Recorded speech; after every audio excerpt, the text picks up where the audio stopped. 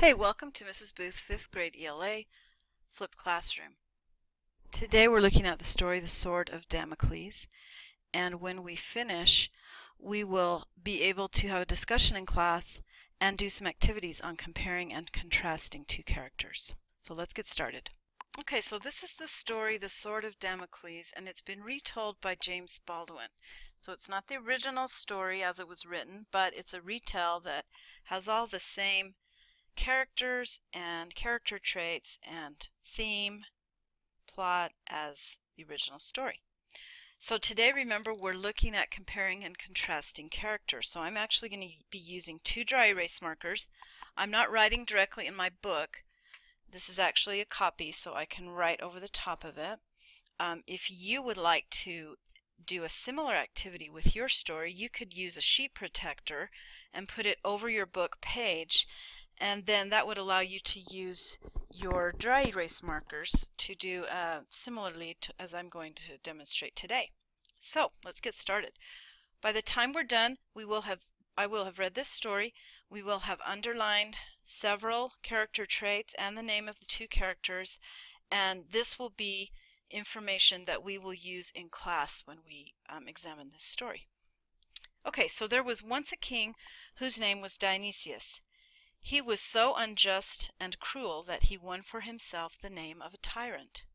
He knew that almost everybody hated him, and so he was always in dread lest someone should take his life. Now I see several things I want to note here. I want to note the first character's name is Dionysius. I'm reading words like unjust, cruel, and tyrant, very descriptive words for this character. And he knew almost everybody hated him, so he was in dread. And I'm actually going to circle the word or words in dread, because I know that that's vocabulary word that we're going to cover in class. Notice that I read a whole paragraph before I go back and do my underlining, because I want to get the whole idea of the paragraph before I start dissecting it like I am. So let's go on.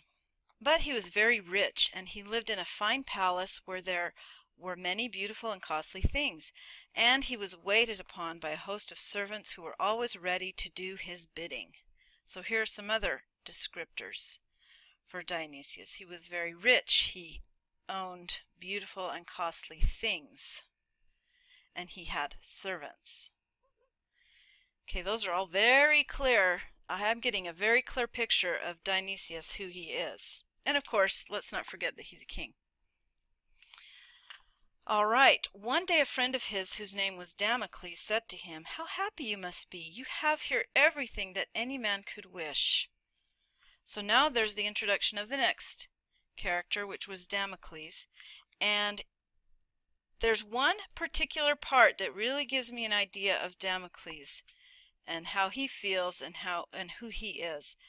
And it's right here. It says, everything that any man could wish. We'll talk about why I think that phrase in particular tells us a lot about this second character, Damocles. So going on, "Perhaps you would like to change places with me," said the tyrant. "No, not that, O king," said Damocles. "But I think that if I could only have your riches and your pleasures for one day, I should not want any greater happiness." This also tells me something about Damocles. "Very well," said the tyrant, "you shall have them." And so the next day Damocles was led into the palace, and all the servants were bidden to treat him as their master. He sat down at a table in the banquet hall, and rich foods were placed before him. He lacked nothing that could give him pleasure. There were costly wines, and beautiful flowers, and rare perfumes, and delightful music. He rested among soft cushions, and felt that he was the happiest man in the world. And this is something I'm going to underline as well. So that's page 1. Let's move on to page 2. Okay, so in speaking of Damocles, it said, "Then he chanced to raise his eyes toward the ceiling. What was it dangling above him with its point almost touching his head? It was a sharp sword, and it hung by only a single horsehair. What if the hair should break?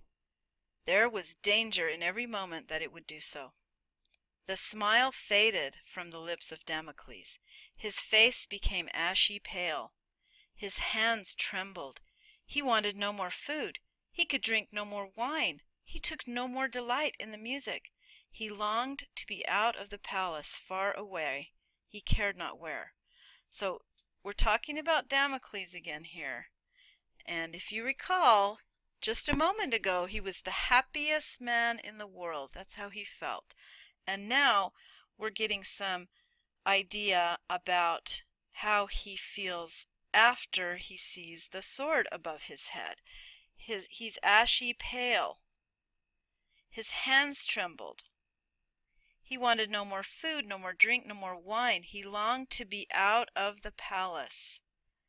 Okay, so now we're getting an idea, a picture of somebody who feels differently than maybe the happiest man in the world, or how he thinks the happiest man in the world feels.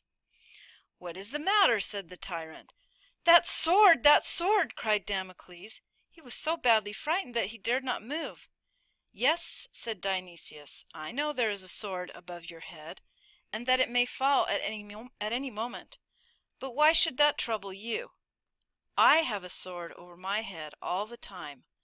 I am every moment in dread lest something may cause me to lose my life." Okay, and there's that word again. I'm going to circle it.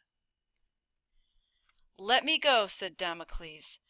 "I now see that I was mistaken, and that the rich and powerful are not so happy as they seem. Let me go back to my cottage among the mountains." Now I'm going to underline cottage because that's a little bit different. It gives me another idea about Damocles, who he is. A little bit different than what's described as a palace with beautiful and costly things. And so, as long as he lived, he never again wanted to change places with the king. So I'd like you to take time to read this story one more time before you come to class. Be prepared, and I would like you to be ready to do an activity comparing and contrasting these two characters, Damocles and Dionysius, in the Sword of Damocles. See you in class.